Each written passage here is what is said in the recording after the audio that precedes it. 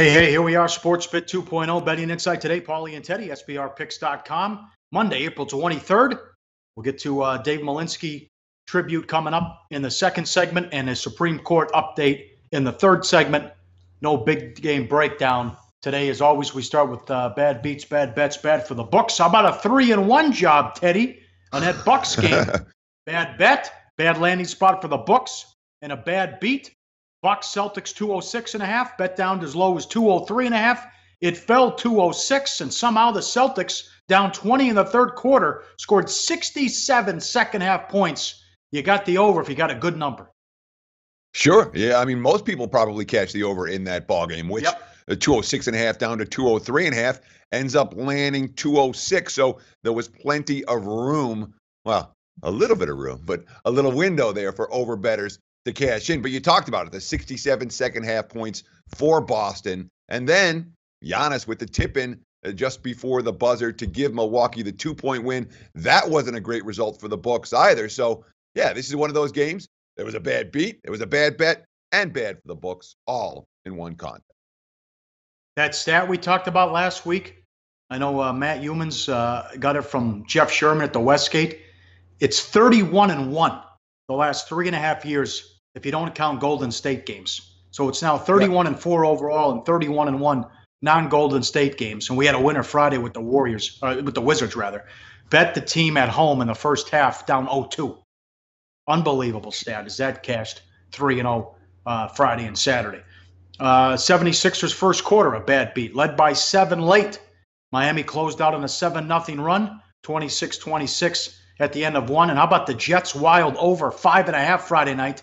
4-0, 12 minutes in? You kidding me? Nothing. One goal the rest of the way. And then the Jets scored, 30 seconds into the third period. You had 19 minutes to get one goal, and that couldn't happen. That was horrible. And that we had one of 11 straight unders in the NHL playoffs as well. And after that run of overs that we talked about just last week, where they had an under didn't cash in 12 consecutive games in the NHL playoffs, 9 overs and 3 pushes. What about LeBron and his props yesterday? 2 props for LeBron, sneaking over by a hook. The total points, the total points and rebounds, assists are right at the end of the contest. So even the props well priced over the weekend. Lots of results coming right down to the wire. All right, bad for the books. How about Arena Football League? Yes, there's only 4 teams. They're still playing. Philadelphia Soul against the Baltimore Brigade. Baltimore was plus 20.5, went off a 13.5-point dogs, lost by 5. That was a big decision at the South Point that Chris Andrews tweeted. Yes and no. I mean, let's not forget, as someone who is an experienced Arena Football League betting veteran, limits are low, and it takes very, very little to move a number. So you say, wow, that game moved a touchdown, 20.5 to 13.5. You know, it might have been 3 $500 bets that got it from 20.5 to 13.5. But the bottom line is, still wasn't good for the books. It's easy to beat. I shouldn't say it's easy to beat Arena Football League, but if you pay attention to Arena and watch the games, the odds makers don't. They take a dime at William Hill. Not bad. Cavs pick up to 2, won by 4. LeBron in a big spot there. Charles Barkley called it a must-win for both teams. Okay, game 4, unbelievable. 76ers from 3 up to 3.5, closed 4. Guess what? They won by 4 on Saturday against the Heat, and they had 27 turnovers. Yeah, and that was a bad result for the books, with it landing right on 4. All the Philly money cashes, all the Miami money pushes. Books get sided on that one. And sure, there was no shortage of Cleveland money yesterday either, with the Cavs sneaking away with the 4-point victory. Kyle Korver with a bunch of big shots down the stretch for Cleveland. Yeah, they got the money. That too, a bad result for bookmakers, both here in Las Vegas and offshore. Some baseball. Phillies, $1.25 up to 165. They won in extras against the Pirates. The Phillies are 7 games over 500 and steam with Kluber. Indians 220 up to 270. Easy win, 7-3. Sure, and the Dodgers too, another team taking money. And of course, Philadelphia has been a popular bet, and they're likely to continue to be a popular bet. The Indians, for one of the preseason World Series favorites. Now the Dodgers up to $2. And Jansen comes in and gets the save last night. He's something they really kind of needed was a good performance from him. So all three of those games, big chalk, getting bet up and cashing in. Although two of the three didn't cover on the run line, -1.5. That at least some saving grace for the bookmakers in MLB action. Angels +105 went off the favorite against the Giants, lost 4-2. Cueto, sensational again. And did Goldschmidt not play? Look at this move on the Padres, $1.70 all the way down to +130. They lost 4-2 at Arizona. Yeah, and I mean, the bottom line, San Diego, certainly that's a big move for the Padres. And of course, on Sundays, you're going to see teams resting key players. You will see some big moves based on personnel decisions. But, the Padres on the road at Arizona, +130, D-backs were cheap there. And certainly the end result showed that as well. Bad bets for those who were betting the Padres, and the Angels turning them into favorites. Boy, Angels had a rough week. Up next, we'll get to Dave Malinsky, the sad update on what happened over the weekend. Part of this show, part of SBR and Vegas Point Blank on Twitter. We'll share some tweets and Teddy's thoughts. He's known him since 1998. That's coming up next on SportsBit. Betting Insight today on SBRpicks.com. Go to SBRodds.com. Browse, compare, and shop live odds available at top online sportsbooks. Follow us on Twitter. I'm at Real SportsBit. He's at Teddy_Covers. Teddy, you've known Dave since 1998. I'll share a bunch of tweets. Twitter was blowing up. It's incredible that Dave was so well liked and no one was able to say a bad word about him. But if you could just give us an update on what happened with the news coming down Saturday, how long you knew him, and he was doing what he loved. Sure. I mean, that's the truth of it. They recovered his body on Friday. Dave was hiking up in the mountains. It appears like he took a pretty significant tumble. They don't know yet. There will be an autopsy. They don't know yet if the tumble, there was a medical issue that caused the fall or if he simply slipped on the ice and fell. But he took a pretty big fall and basically was there until they recovered his body on Friday. So the time of death is approximately 9 a.m. on Saturday, the 14th of April, and that's what what I heard from the family. I was over at the house for most of the weekend. And this was what he loved to do: nature, hiking, and capturing the oldest living things and the bristlecone pines that where he was at, that was what, like 3 hours off the trail where he was at. Sure. I mean, look, Dave was in unbelievable shape. And when I say unbelievable, I mean like literally he could do hikes that nobody else could do. So what he would do, he would tromp around in the mountains, usually about once a week, a lot of times on Fridays or on Saturdays, depending on his schedule. He would get up there, he'd clear out his day and get up there and tromp around and take pictures and document literally the oldest living things on the planet, these bristlecone pines. He was fascinated with them. He found serenity in the mountains. And he had a whole other life up there that a lot of people that knew him from sports betting really didn't know. That was a big part of his soul. We've certainly seen a lot of the pictures that he's taken come out over the course of the last week or so. And there's going to be like a coffee table book with some of the pictures that Dave has taken over the years of the bristlecone pines up in the mountains. Do you know about a service? Well, we can find that out and then on that Facebook link. Yeah, there's a Facebook link. If you follow me on Twitter, obviously at Teddy_Covers. If you follow Pauly on Twitter at Real SportsBit, we'll tweet the link. You can get involved in there's a Facebook page where you can share tributes and read what's going on. The family, he doesn't have family that lives in town. He has family from Virginia and then from Idaho. They're going home before they come back to do the memorial ceremony. It's been it's been a tough week. You think it was tough for us. It was tougher for them, not knowing for all those days. But they're going to go home. We're going to set up a proper memorial. One would think it'll be in 2 or 3 weeks. We'll have put something together, either here in Vegas, probably here in town, and then maybe do something on the mountain as well. But there will be some type of a public memorial. I just don't have any details on that yet. Well, here's what we're talking about with how he was so respected by everyone and no one said a bad word about him. Everyone liked him. Bunch of tweets. Brad Powers, getting to know and work with Dave these past few years was an honor and a privilege as a young handicapper new to Vegas. His point blank column was a must read every morning with a cup of coffee. He certainly will be missed. Dave Koken, truly unique in the sports gaming world as so few enjoy virtually universal respect and admiration. He certainly did. His passing is very sad news. Ian Cameron, the ability of Malinsky to educate, inform, and entertain on the shows and guest segments. He appeared on so many topics: sports, food, restaurants, pop culture, music, and so much more is something I will miss about him. He was well-versed in many things. Robert Walker, I left every meeting, lunch, or dinner with Dave a smarter person. He was truly one of the very good guys in the industry. His intellect, humor, and kindness will be missed. Rest in peace. A couple other ones from viewers. People. Here's Paul. I think Paul worked with him at Covers a while back. Dave was one of the most intelligent people I've ever met, could discuss any topic, help myself and Covers immensely over the years. I will crack a nice bottle of red in your honor tonight. I like this tweet about how he would picture Dave in a white lab coat with the betting screen in front of him, going over stuff as well as he was always to do that. Go ahead.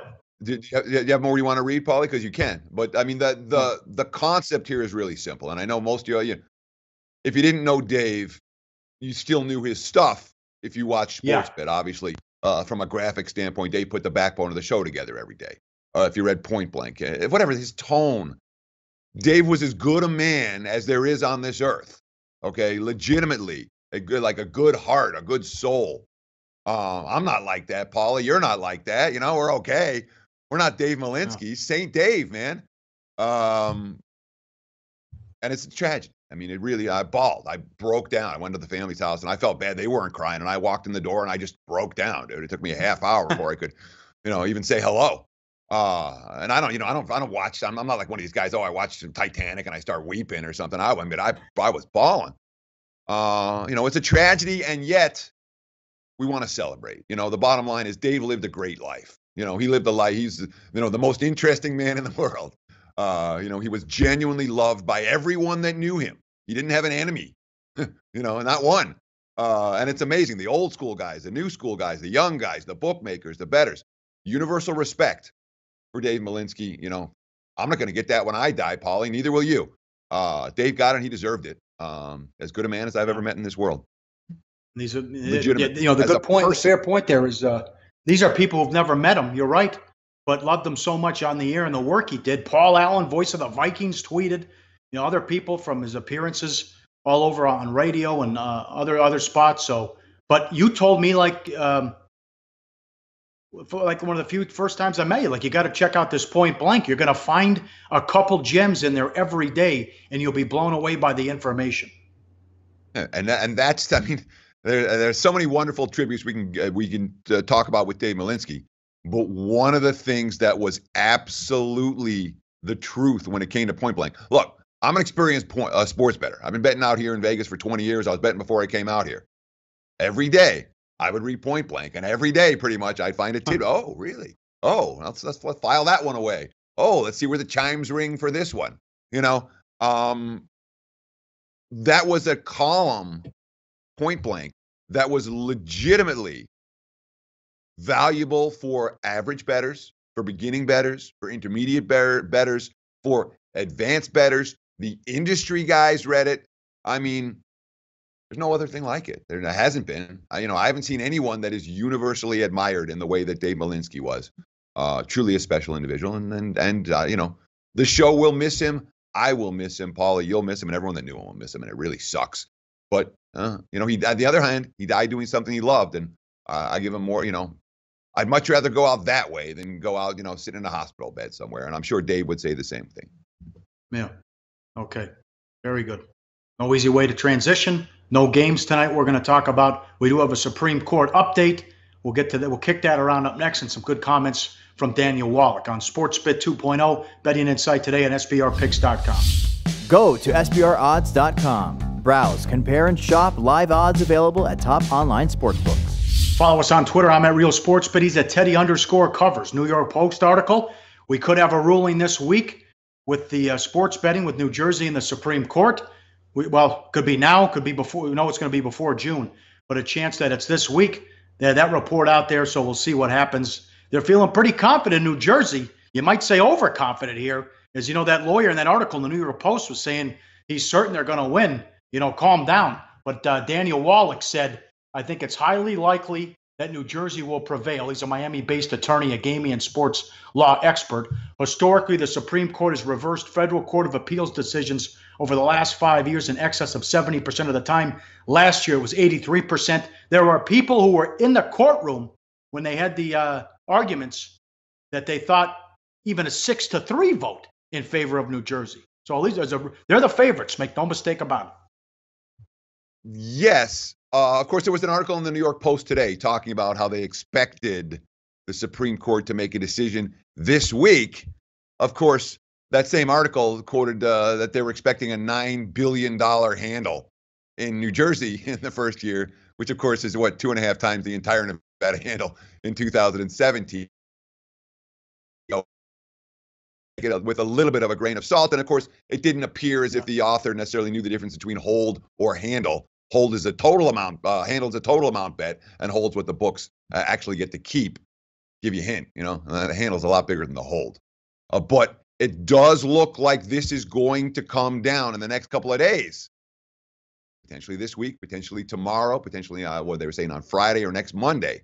But to think and to expect that the Supreme Court decision is actually going to answer these questions and answer them in a way that makes sense for sports bettors, I'm telling you guys, I'm taking the under on how well this turns out for sports bettors. I really am. I'm getting more and more nervous, even though we continue all the reports from the questioning on the day that the case went before the Supreme Court were like, oh, they're going to overturn this. They're going to overturn this for sure.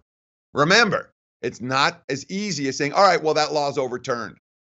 If the law's overturned, it's chaos. There needs to be a new law on a federal level, and that could be a real issue, both in the short term and in the long term.